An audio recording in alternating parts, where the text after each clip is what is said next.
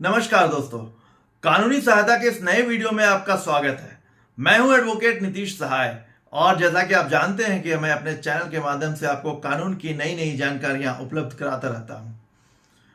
दोस्तों, एक middle class व्यक्ति के लिए घर खरीदना किसी सपने से कम नहीं होता और ऐसे में जब वो अपनी पाई पाई जोड़कर कोई एक घर खरीदता है तो उसका इंपॉर्टेंस सिर्फ वही समझ सकता है। मैं यहां पर यह बात इसलिए बोल रहा हूं कि इस प्रकार से पैसा जोड़ जोड़ कर जब कोई घर खरीदे और उसमें अगर किसी तरह की कोई कानूनी अड़चन आ जाए या कोई किसी तरह के फ्रॉड का अगर शिकार हो जाए तो उसकी फीलिंग क्या हो सकती है, इसका अंदाजा आप भी लगा सकते हैं। तो इसीलिए दोस्तों, घर जैसे इंपॉर्टेंट इन्वेस्टमेंट में आपको पूरी सावधानी बरतनी चाहिए और इसी कारण मैंने आज जो ये वीडियो का ये टॉपिक चुना है वो इसलिए चुना है क्योंकि इसके थ्रू मैं आपको ये बताना चाहता हूं कि अगर आप कोई प्रॉपर्टी में इन्वेस्ट कर रहे हैं तो प्रॉपर्टी परचेज करते समय किन किन सावधानियों को आपको ध्यान में रखना चाहिए। और खास करके आज के वीडियो में मैं फ्लैट परचेज की बात करूंगा।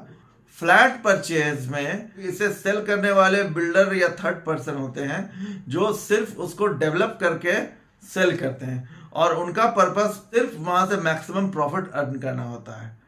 तो ऐसे में अगर कहीं से उनके पैसे बच रहे हो, किसी अनोमली को करने से अगर उनके पैसे बच रहे हो तो कई बिल्डर ये सब करने से भी नहीं चूकते हैं और उनकी इस गलती का खामियाजा भविष्य में आपको भुगतना पड़ सकता है।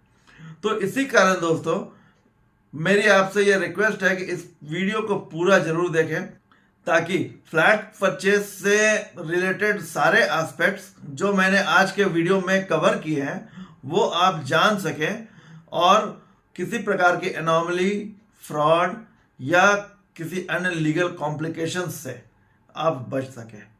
तो दोस्तों, चलिए वीडियो शुरू करते हैं।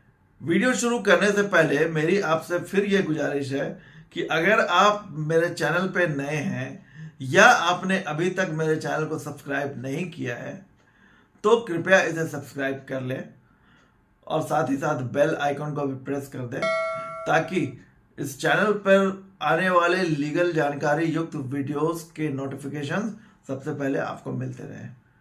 धन्यवाद। तो चलिए वीडियो शुरू करते हैं।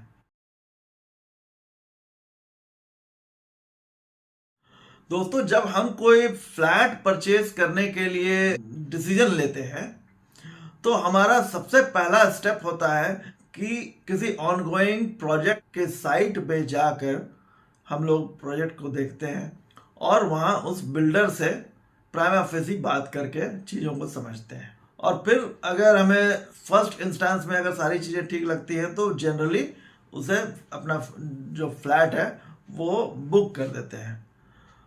एक बार जब फ्लैट बुक कर दिया, एग्रीमेंट में एंटर कर गए, उसके बाद एज पर पेमेंट शेड्यूल आपको पैसे देने होते हैं। आप पैसे देते जाते हैं और जब फ्लैट कंप्लीट हो जाता है तो बिल्डर आपको उसमें एंट्री करा देता है और पोजीशन दे देता है। इसके बाद आप रहना शुरू कर देते हैं। यहां तक तो सब कुछ ठीक है, किंतु प्रॉब्लम्स तब आता है जब आपको बाद में यह पता चलता है कि ये जो जमीन थी जिस पर फ्लैट बना है उसके ओनर का टाइटल सही नहीं है या इस जमीन का म्यूटेशन नहीं हुआ है या इसमें और भी किसी तरह का कोई लीगल कॉम्प्लिकेशंस है। दूसरा, बिल्डर ने इस प्रोजेक्ट का रेरा रजिस्ट्रेशन नहीं कराया था, इत्यादि। इस तरह के कई प्रॉब्लम्स आपको जब बाद में पता चलते हैं तो ये परेशानी का सबब बन जाते हैं। तो दोस्तों, इन्हीं सब परेशानियों से बचने के लिए जब आप फ्लैट बुक करने जाते हैं तो उसी वक्त आपको कुछ चेकलिस्ट मैं बता दे रहा हूं, उन्हें आप जरूर से पहले चेक कर लें। इन्हें चेक करने से आपको फायदा यह होगा कि आप किसी भी तरह की फर्दर लिटिगेशन या कोई एनोमली से बचे रहेंगे और आपका जो फ्लैट परचेज है वो स्मूथ और ट्रबल फ्री होगा। तो दोस्तों, इसके लिए जो चेकलिस्ट है वो इस प्रकार है। सबसे पहला नंबर जो इस चेकलिस्ट में आता है वो है रेपुटेशन ऑफ बिल्डर का, यानी बिल्डर का कैसा रेपुटेशन है, मार्केट में उसकी क्या वैल्यू है और इसने इसके पहले कौन कौन सा प्रोजेक्ट किया है। अगर आप इन सब बातों का आप सर्च कर लें तो प्राइमा फेसी आप अपने इस प्रोजेक्ट से सेटिस्फाइड हो सकते हैं, क्योंकि जो रेपुटेड बिल्डर होंगे जिन्होंने पहले भी अच्छे अच्छे प्रोजेक्ट्स किए हैं तो वो जनरली ये सब गड़बड़ी नहीं करते हैं। ये सब गड़बड़ी कोई नए बिल्डर या कोई छोटे स्तर के जो बिल्डर हैं जिन्होंने अभी अभी काम शुरू किया है और किसी तरह से पूंजी इकट्ठा करके काम शुरू कर रहे हैं, तो इस प्रकार के जो छोटे बिल्डर्स हैं वो ऐसा कर सकते हैं, किंतु रेपुटेड और बड़े बिल्डर्स ऐसा जनरली नहीं करते हैं। हालांकि मैं ये नहीं कह रहा हूं कि सारे छोटे बिल्डर्स यही काम करते हैं, ऐसी बात नहीं है। कई छोटे बिल्डर ऑनेस्ट होते हैं और वो अपने काम को बहुत सीरियसली लेते हैं, तो उनको मैं नहीं काउंट कर रहा हूं इसमें। किंतु जो एनॉमली करते हैं तो उनकी गलती से या उनके नेग्लिजेंस या उनका डेलिबरेट एक्शन, उसके चलते आपको कोई परेशानी ना हो, इसके लिए आप अगर बिल्डर का रेपुटेशन चेक कर लें तो आई थिंक वो ज़्यादा बेटर होगा। बहरहाल आइए चलते हैं अपने दूसरे कंपोनेंट की तरफ। तो जो दूसरा सबसे इंपॉर्टेंट जो कंपोनेंट है वो है sale deed and link deed. दोस्तों, जब कोई बिल्डर किसी प्रोजेक्ट को शुरू करना चाहता है तो वो सबसे पहले लैंड ओनर से मिलता है और लैंड ओनर से मिलकर उनके साथ एक एग्रीमेंट, जिसे डेवलपमेंट एग्रीमेंट कहते हैं और जिसकी चर्चा मैं अभी नीचे करूंगा, तो वो डेवलपमेंट एग्रीमेंट के अंतर्गत उस लैंड का पोजीशन ले लेता है और उस पर वो अपना स्ट्रक्चर खड़ा करता है। किंतु अब देखने वाली जो मुख्य बात है वो ये है कि जिस लैंड का बिल्डर ने पोजीशन लिया उस लैंड का टाइटल प्रेजेंट ओनर के फेवर में है या नहीं है। तो दोस्तों, इसका सबसे बेस्ट उपाय यही है कि आप सेल डीड को बढ़िया से चेक कर लें। अगर आप सेल डीड में ये पाते हैं कि जो लैंड ओनर है ये जमीन उसी के नाम से है तो फिर सब कुछ ठीक है, आप इसमें प्रोसीड कर सकते हैं। अब केवल सेल डीड देखने से ही काम नहीं चलता है, आपको सेल डीड के साथ साथ उसके लिंक डीड भी देखना पड़ेगा। फॉर एग्जाम्पल, अगर मान लीजिए मिस्टर ए के पास एक लैंड है जो 20 कट्ठा से ऊपर या एक सर्टेन क्वांटिटी में उनके पास एक लैंड है, वो लैंड उनके पास एक सेल डीड से आया जिसमें उन्होंने उसको मिस्टर बी से परचेज किया था और मिस्टर बी ने पहले उस लैंड को मिस्टर सी से परचेज किया था। तो इस प्रकार जो आपके पास जो लिंक डीड हुआ, एक सेल डीड जो मिस्टर ए ने मिस्टर बी से परचेज किया वो हो गया और दूसरा सेल डीड जो मिस्टर बी ने मिस्टर सी से परचेज किया। तो ये जो मिस्टर बी टू मिस्टर सी वाला जो सेल डीड है वो लिंक डीड कहलाएगा। और उसमें भी अगर आप चेक करेंगे तो आप पाएंगे कि ये मिस्टर सी ने भी या तो बहुत पहले उन्होंने किसी और से खरीदा होगा या मिस्टर सी की वो एंसेस्ट्रल प्रॉपर्टी है जो उनके पूर्वजों से उनको ट्रांसफर होती चली आ रही है। तो जो भी केस हो, आप इस चीज को अगर आप सेल डीड और लिंक डीड से वेरीफाई कर लेंगे तो ये ज़्यादा बेटर होता है, इससे आप निश्चिंत हो जाएंगे। सेल डीड का जब आप मुआयना कर लेते हैं उसके बाद आप उस लैंड का म्यूटेशन रिकॉर्ड भी चेक कर लें। कई बार ऐसा होता है कि जैसे मिस्टर बी से मिस्टर ए ने जब परचेज किया उसके बाद वो लैंड अभी भी मिस्टर बी के ही नाम से उसकी रसीद कट रही है। अगर ऐसा होता है तो ये एक एनॉमली क्रिएट करता है, क्योंकि फिर इससे आपके नाम पे फिर जब म्यूटेशन जब आप अपना करवाएंगे अपने फ्लैट का तो उसमें प्रॉब्लम आ सकती है। तो इसीलिए आप म्यूटेशन रिकॉर्ड भी देख लें कि वो अप टू डेट है अथवा नहीं है। उसी प्रकार आप रेंट रिसीट्स भी चेक कर लें ताकि उसमें जो म्यूनिसिपल रेंट होता है वो अप टू डेट है या नहीं है, इसका भी आपको पता चल जाए। इसके बाद जो नेक्स्ट नंबर आता है वो है बिल्डिंग प्लान का। दोस्तों, जब भी कोई कंस्ट्रक्शन होता है, चाहे वो हाउसिंग कंस्ट्रक्शन हो या अपार्टमेंट का कंस्ट्रक्शन हो या मल्टी स्टोरी बिल्डिंग का कंस्ट्रक्शन हो, उसकी हमें परमिशन लेनी पड़ती है और इसके कॉम्पिटेंट अथॉरिटी होता है म्युनिसिपल कॉरपोरेशन। तो दोस्तों आपको ये देखना होगा कि जो ये बिल्डिंग कंस्ट्रक्शन जो हो रही है मल्टी स्टोरी बिल्डिंग, उसका परमिशन म्युनिसिपल कॉरपोरेशन से लिया गया है या नहीं है। और इस परमिशन लेटर को बिल्डिंग प्लान कहते हैं। तो आपको ये देखना है कि बिल्डिंग प्लान इसका यानी सैंक्शन बिल्डिंग प्लान इस प्रोजेक्ट का मिला है या नहीं मिला है। अगर ये मिला है तभी ये कंस्ट्रक्शन लीगली वैलिड माना जाएगा, अन्यथा ये कंस्ट्रक्शन इलीगल कंस्ट्रक्शन माना जाएगा in the I of law. इसके बाद जो नेक्स्ट चेकलिस्ट का डॉक्यूमेंट है वो है डेवलपमेंट एग्रीमेंट। दोस्तों जैसा कि मैंने ऊपर भी बताया था कि डेवलपमेंट एग्रीमेंट वो दस्तावेज होता है जिससे बिल्डर लैंड ओनर के लैंड में एंटर करता है और उसको पोजीशन में लेता है। तो इसमें इस डॉक्यूमेंट में लैंड ओनर और बिल्डर के बीच जो एग्रीमेंट बना, चाहे वो शेयर डिवीजन का हो, चाहे वो अन्य कोई शर्त लागू करने के संबंध में हो, ये सारी चीजें आप डेवलपमेंट एग्रीमेंट में पाएंगे। और इसीलिए डेवलपमेंट एग्रीमेंट का होना भी बहुत जरूरी होता है। और ये रेरा एक्ट 2016 के आ जाने के बाद डेवलपमेंट एग्रीमेंट को रजिस्टर्ड होना भी आवश्यक है। तो इसीलिए आप ये भी देख लें कि जो डेवलपमेंट एग्रीमेंट है वो रजिस्टर्ड है अथवा नहीं है। इसके बाद जो नेक्स्ट डॉक्यूमेंट है वो है जनरल पावर ऑफ अटॉर्नी। दोस्तों बिल्डर लैंड ओनर के साथ डेवलपमेंट एग्रीमेंट के थ्रू उस लैंड का पोजीशन ले लेता है, किंतु वहां पर कंस्ट्रक्शन करने और फिर उस पर फ्लैट बनाकर उसको सेल करने, इन सब चीजों के लिए बिल्डर को पावर ऑफ अटॉर्नी की भी आवश्यकता पड़ती है। और पावर ऑफ अटॉर्नी बिल्डर को उस लैंड में लीगली एस्टैब्लिश कर देता है। यानी पावर ऑफ अटॉर्नी के आ जाने के बाद ही बिल्डर उस लैंड को डेवलप करने, उस पर फ्लैट्स बनाने और उन फ्लैट्स को सेल करने के लिए अधिकृत होता है। तो इसीलिए आपको ये पावर ऑफ अटॉर्नी का डॉक्यूमेंट्स भी चेक करना बहुत जरूरी है और इसमें आप देख लें कि ये पावर ऑफ अटॉर्नी रजिस्टर्ड है अथवा नहीं, क्योंकि ये पावर ऑफ अटॉर्नी रजिस्टर्ड होती है। एक स्थिति ये भी बनती है कि जहां एक से ज्यादा लैंड ओनर्स हैं और उन्हीं में से कोई एक land owner power of attorney लेकर ये कॉन्ट्रैक्ट कर रहा है, तो इस प्रकार की स्थिति में बिल्डर को बाकी के लैंड ओनर्स से नो ऑब्जेक्शन भी लेना पड़ता है। तो ये भी आप चेक कर लें। इसके बाद जो नेक्स्ट डॉक्यूमेंट है वो है रेरा रजिस्ट्रेशन सर्टिफिकेट।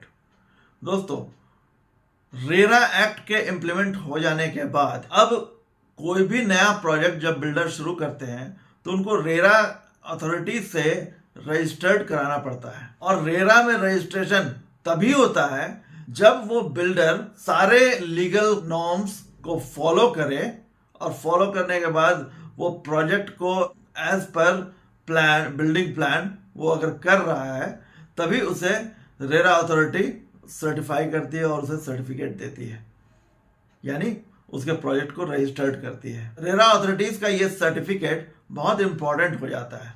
तो आप ये भी जरूर से चेक कर लें कि बिल्डर रेरा रजिस्टर्ड है अथवा नहीं है। तो इस प्रकार दोस्तों इन सारे डॉक्यूमेंट्स को अगर आप चेक कर लेते हैं और सबका रिजल्ट पॉजिटिव आता है, तब आप इस प्रोजेक्ट में अपना पैसा इन्वेस्ट कर सकते हैं। इसके लिए आपको बिल्डर के साथ पहले एक एग्रीमेंट टू सेल करना होता है और एग्रीमेंट टू सेल में आप एक टोकन अमाउंट देकर वो एग्रीमेंट कर लेते हैं और इस एग्रीमेंट के अनुसार आपको एज पर शेड्यूल पेमेंट करना होता है।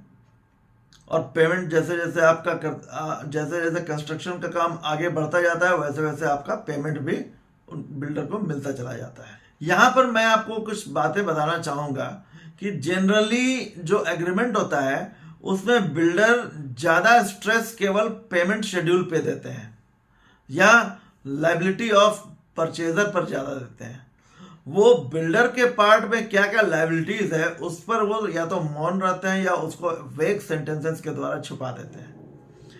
तो ऐसे में इस बात का ख्याल आपको रखना है कि जो बिल्डर के द्वारा जो कंप्लायंसेस हैं वो भी इस एग्रीमेंट में आए और स्पष्ट तरीके से आए। फॉर एग्जाम्पल, प्रोजेक्ट के कंप्लीशन का पीरियड, इसे जनरली बिल्डर लोग नहीं डालते हैं एग्रीमेंट में, तो आपको ये डलवाना है।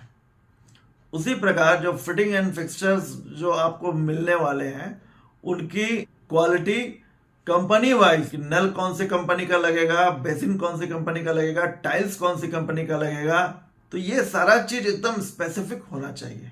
उसी प्रकार after completion of the building project आपको कंप्लीशन सर्टिफिकेट और ऑक्यूपेंसी सर्टिफिकेट कब तक बिल्डर दे देंगे, इस बात का भी एक टेंटेटिव पीरियड होना चाहिए जो आप एग्रीमेंट में मेंशन करवा सकते हैं। साथ ही साथ इंडेमनीफाइंग वाला क्लॉज जो होता है वो भी आप डलवाएं, जिसमें अगर प्रोजेक्ट समय पर पूरा नहीं होता है तो बिल्डर को क्या कॉम्पनसेशन देना होगा, ये बात भी मेंशन होनी चाहिए। जनरली बिल्डर लोग इस क्लॉज को दूसरे ढंग से लिखते हैं कि अगर अलॉटी ने उसको कैंसिल कर दिया तो उसका पैसा 10% या 15% पैसा काट कर दिया जाएगा, ये वो लोग ये लिखते हैं, जबकि उनको लिखना अपनी लायबिलिटी को चाहिए। क्योंकि अगर आप रेशियो देखेंगे तो लेस देन 50% केसेस में अलॉटीज जो होते हैं वो कैंसिल करते हैं। वो भी इसलिए करते हैं क्योंकि बिल्डर देर कर रहा होता है, प्रोजेक्ट में डिले कर रहा होता है, इसलिए वो कैंसिल करते हैं। तो यहाँ पर गलती बिल्डर की है, फिर भी कॉम्पनसेशन अलॉटी को भरना पड़ेगा अगर ये क्लॉज रहेगा तो इसीलिए इस क्लॉज को बिल्कुल स्पष्ट तरीके से आपको लिखवाना चाहिए। तो इस प्रकार से जब आप एग्रीमेंट करवाएंगे तो एनॉमली के चांसेस बहुत कम रहेंगे और आप अपने एग्रीमेंट को अच्छे से इन्फोर्स भी करवा सकेंगे। इसके बाद दोस्तों जो नेक्स्ट स्टेप है वो है एग्रीमेंट टू सेल। अब आपने जब प्रॉपर्टी देख लिया, प्रॉपर्टी देखने के बाद वो पसंद आ गई, आप बिल्डर से अब उसको परचेज करने के लिए इच्छुक हैं, तो ऐसे में आपके लिए जो सबसे पहला स्टेप है वो है एग्रीमेंट टू सेल। अब आप बिल्डर से एक एग्रीमेंट एंटर कर सकते हैं और एग्रीमेंट में आपको जो मेन जिन चीज़ों का ध्यान रखना है वो इस प्रकार है। एग्रीमेंट का जो सबसे पहला इंग्रेडिएंट है वो है नेम ऑफ पार्टीज। अब पार्टीज का नाम बहुत ही स्पष्ट और क्लियर होना चाहिए। कई बार ऐसा होता है कि पार्टीज का नाम आधार कार्ड में कुछ रहता है और वहाँ कुछ लिखा जाता है, एड्रेस कभी कभी गलत हो जाता है, तो ये आपको ये गलती नहीं करनी है। जनरली ऐसा होता है कि जो एग्रीमेंट में लिखा होता है बाद में जब सेल डीड होता है तो सेल डीड में भी उसी चीज़ों को उतार दिया जाता है। तो अगर सेल डीड में ये गलती हो गई तो आपको अमेंडमेंट डीड बनाना पड़ जाएगा और इसका भी एक्सपेंस जो रजिस्ट्रेशन ऑफ सेल डीड का एक्सपेंस होता है वही इसमें भी आता है। तो इसीलिए इस एनॉमली से बचने के लिए आपको यहाँ पर थोड़ी सावधानी रखनी है और अपना पर्सनल डिटेल्स बहुत बढ़िया से यानी सही से देना है। इसके बाद नेक्स्ट इंग्रेडिएंट जो होता है वो है डिस्क्रिप्शन ऑफ प्रॉपर्टी। यहाँ भी आपको यही काम करना है, क्योंकि प्रॉपर्टी का डिस्क्रिप्शन अगर आप सही से नहीं देंगे तो कौन सी प्रॉपर्टी कन्वे होकर के सेलर से आपके पास आ रही है ये तो पता ही नहीं चलेगा। इसीलिए जो भी प्रॉपर्टी है उसका डिस्क्रिप्शन बिल्कुल सही से दें, इंक्लूडिंग डिस्क्रिप्शन ऑफ लैंड। हालांकि फ्लैट परचेज में इस तरह की गलती बहुत कम देखने को मिलती है, क्योंकि जो मेन प्रॉपर्टी यानी आपका जो फ्लैट है वो तो फ्लैट नंबर से आइडेंटिफाई होती है, वो एग्रीमेंट में स्पष्ट तौर पर लिखा रहता है। लेकिन गलती कहाँ पर होती है? गलती होती है आप जब लैंड का डिस्क्रिप्शन देते हैं उसमें कहीं कहीं पर मौजा नंबर, खाता नंबर, प्लॉट नंबर, रकबा, ये सब अगर गलत हो जाता है तो फिर जब ये सेल डीड में कन्वर्ट होगा तो वहाँ पर फिर आपको यही प्रॉब्लम झेलना पड़ेगा। आपको फिर से उसमें अमेंडमेंट करवाना पड़ जाएगा अगर इसमें गलती हो गई तो, क्योंकि उसके बगैर वो सेल डीड फिर वैलिड नहीं माना जाएगा। इसीलिए दोस्तों आप ये सारे डिस्क्रिप्शंस बहुत ही सावधानी पूर्वक भरें। अब इसके बाद जो सबसे पहला डिस्क्रिप्शन स्टार्ट होता है वो होता है लैंड का डिस्क्रिप्शन, कि वो लैंड कौन सा है। और लैंड का डिस्क्रिप्शन जब आप करते हैं तो उसमें आप लैंड ओनर का भी जिक्र करते हैं, और लैंड ओनर के जिक्र में ये बात भी जरूर से लिखते हैं कि ये लैंड इस प्रेजेंट लैंड ओनर के पास कैसे आई। जैसा मैंने तभी एग्जांपल दिया था कि मिस्टर ए ने मिस्टर बी से परचेज किया, मिस्टर बी ने मिस्टर सी से परचेज किया, और मिस्टर सी ने भी अगर किसी और से परचेज किया हो या उनकी एंसेस्ट्रल प्रॉपर्टी हो, तो इस तरह का जो भी सिचुएशन होता है उसे इस एग्रीमेंट में भी मेंशन करना जरूरी होता है, ताकि क्लियर चेन ऑफ टाइटल पता चले और इसमें जो प्रेजेंट लैंड ओनर है उनका टाइटल उसमें क्लियरली दिखे। इसके बाद आप एग्रीमेंट का जो नेक्स्ट इंग्रेडिएंट होता है, जब आपने प्रॉपर्टी का डिस्क्रिप्शन दे ही दिया है, पार्टीज का डिस्क्रिप्शन दे ही दिया है, अपना प्रॉपर्टी का आइडेंटिफिकेशन आपने कर ही लिया है by giving details of the property, तो अब इसमें बचता है पेमेंट शेड्यूल। पेमेंट शेड्यूल को देने के लिए आप बिल्डर से जो एग्रीमेंट, जो एक्चुअल एग्रीमेंट होता है कि आपने जैसे अभी 5% देकर बुकिंग कर लिया, उसके बाद at the time of plinth level आपको इतना % देना है, उसके बाद फिर फर्स्ट फ्लोर में इतना देना है, सेकंड फ्लोर में इतना देना है, थर्ड फ्लोर में इतना देना है, फोर्थ फ्लोर में इतना देना है, फिफ्थ फ्लोर में इतना देना है, और उसके बाद at the time of delivery of position इतना देना है। तो ये जो भी पेमेंट शेड्यूल बनता है तो वो उसमें आप दोनों की रजामंदी से लिखा जाना चाहिए, और उसी हिसाब से आपको पेमेंट भी करना होगा। तो इसीलिए इसको भी आप अपनी निगरानी में ही इसकी भी एंट्री करवाएं। पेमेंट शेड्यूल के बाद जो नेक्स्ट इंग्रेडिएंट है वो है डिलीवरी ऑफ पोजीशन। तो डिलीवरी ऑफ पोजीशन वाला जो क्लॉज है, इसका मतलब सिर्फ फिजिकल पोजीशन नहीं है। यहां पर आपको ये मेंशन करवाना होगा कि जब कंप्लीट हो जाएगा प्रोजेक्ट तो उसके बाद वो फिजिकल पोजीशन के साथ साथ डॉक्यूमेंट्री पोजीशन वो कब देंगे। डॉक्यूमेंट्री पोजीशन कहने का मतलब कि आपको कंप्लीशन सर्टिफिकेट, ऑक्यूपेंसी सर्टिफिकेट और रजिस्ट्री, म्यूटेशन, ये सारे पेपर्स आपको वो बिल्डर कब तक हैंड ओवर करेंगे। तो ये सारी चीज़ों को आप यहाँ एक्सप्लेन कर लें, जिससे कि उस कॉन्ट्रैक्ट में बिल्डर भी बंध जाए, और अगर वो उसका ब्रीच करते हैं तो आप उनके अगेंस्ट में लीगल एक्शन ले सकते हैं। अब इतना चीज़ जब आपने मेंशन कर लिया तो इसके बाद दो चीज़ और बचती है, वो भी आप कर लें। पहली चीज़ है कि आप इंडेमनिफिकेशन क्लॉज एंटर करवा लें।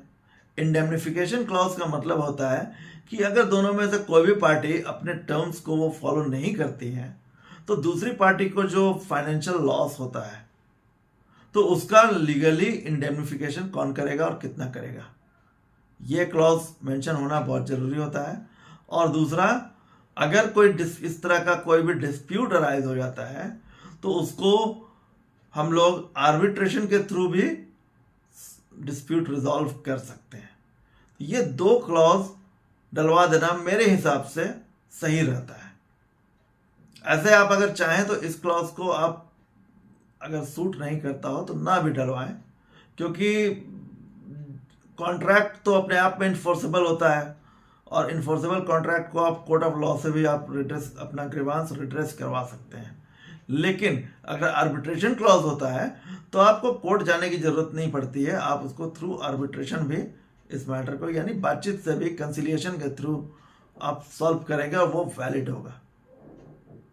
तो दोस्तों, इस प्रकार अब आपने जो एक वैलिड एग्रीमेंट कर लिया, करने के बाद आप एज पर शेड्यूल जब पेमेंट करते चले जा रहे हैं और कंस्ट्रक्शन वर्क अपना धीरे धीरे बढ़ रहा है आगे, जब प्रोजेक्ट कंप्लीट हो जाता है अब आपको डिलीवरी ऑफ पोजीशन मिल रही है। आपने सारे पैसे दे दिए हैं, आपके फ्लैट की रजिस्ट्री भी हो चुकी है। तो अब ऐसे में अब आप जब फाइनल पोजीशन ले रहे हैं तो फिर से एक बार हम लोग एक चेकलिस्ट देख लेते हैं कि आपको यहां पर बिल्डर से क्या क्या डॉक्यूमेंट्स लेने हैं। सबसे पहला डॉक्यूमेंट्स जो आपको बिल्डर से लेने हैं वो रजिस्टर्ड सेल डीड की ओरिजिनल कॉपी। जब आप रजिस्ट्री करते हैं तो वो रजिस्ट्री के जो डॉक्यूमेंट्स हैं वो स्टैम्प पेपर पे बनते हैं और ये आपका डॉक्यूमेंट है, तो ये आपको मिलना है। तो ये आप इंश्योर कर लें कि ये आपको मिल गया है।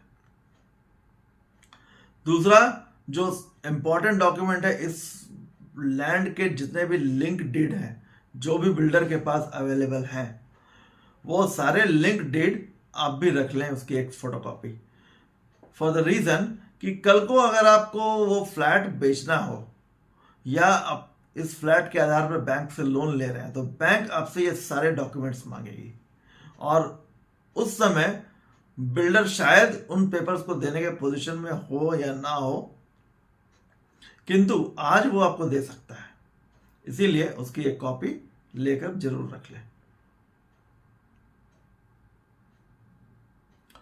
उसी प्रकार पावर ऑफ अटॉर्नी, अगर इस ट्रांजैक्शन में पावर ऑफ अटॉर्नी कहीं पर भी इन्वॉल्व है तो वो सारे power of attorney including the power of attorney entered between builder and the land owners, तो जितने भी पावर ऑफ अटॉर्नी डॉक्यूमेंट हैं वो भी आप उसकी एक कॉपी ले लें। उसके बाद फिर रेरा का सर्टिफिकेट, जैसा कि मैंने ऊपर बताया था कि ये बहुत इंपॉर्टेंट है, रेरा सर्टिफिकेट भी आपको रखना चाहिए। इसके बाद पोजीशन लेटर, पोजीशन लेटर आपको बिल्डर से जरूर मांगना चाहिए। पोजीशन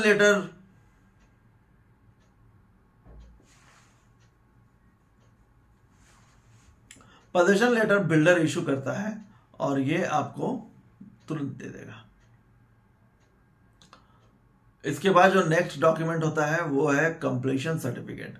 कंप्लीशन सर्टिफिकेट बिल्डर को प्राप्त करना होता है म्युनिसिपल अथॉरिटी से। ये डॉक्यूमेंट बिल्डर को तभी मिल पाता है जब बिल्डर ने अपना project as per law and within scheduled time complete किया है और तभी बिल्डर का ये प्रोजेक्ट ऑथेंटिक और लीगल माना जाएगा। तो इसीलिए कंप्लीशन सर्टिफिकेट की कॉपी आप बिल्डर से लेना ना भूलें और अगर वो बिल्डर यह कंप्लीशन सर्टिफिकेट नहीं देता है तो आप उस पर लीगल एक्शन भी ले सकते हैं, क्योंकि कंप्लीशन सर्टिफिकेट आपके लिए भी आवश्यक है। कल को अगर आपको यह फ्लैट बेचना हो या बैंक से लोन लेना हो तो बैंक बगैर कंप्लीशन सर्टिफिकेट के आपको लोन नहीं देगी। उसी प्रकार ऑक्यूपेंसी सर्टिफिकेट भी बिल्डर को तभी मिलता है जब उसने विद इन टाइम सारा प्रोजेक्ट को सही ढंग से किया है और एज पर नॉर्म्स किया है, यानी बिल्डिंग की जितनी हाइट होनी चाहिए थी उतनी ही हाइट है, जो तय समय सीमा थी उसके अंदर किया है। तो ये सारी चीज़ें जब बिल्डर कर लेता है तभी उसको ये दोनों सर्टिफिकेट्स मिलते हैं। अब ये सारे डॉक्यूमेंट्स जब मिल गए तब आप समझ सकते हैं कि आपने सही ढंग से एक फ्लैट परचेज कर लिया है और अब आप अपने फ्लैट को एंजॉय कर सकते हैं। अगर आप इन सावधानियों को ध्यान में रखते हुए अपने फ्लैट परचेज करते हैं तो दोस्तों विश्वास कीजिए, मुझे नहीं लगता कि फिर आपको इसके बाद कोई लीगल कॉम्प्लिकेशंस आएगी, और अगर कोई लीगल कॉम्प्लिकेशन भविष्य में होती भी है ना तो आप उसे बहुत आसानी से और बहुत अच्छे से डील कर लेंगे और उससे बाहर निकल जाएंगे। तो दोस्तों उम्मीद करता हूं कि आज का ये वीडियो आपको पसंद आएगा। आज के लिए इतना ही दोस्तों, फिर मिलते हैं अगले वीडियो में एक नए टॉपिक के साथ। तब तक आप अपना ध्यान रखें, स्वस्थ रहें, मस्त रहें। जय हिंद।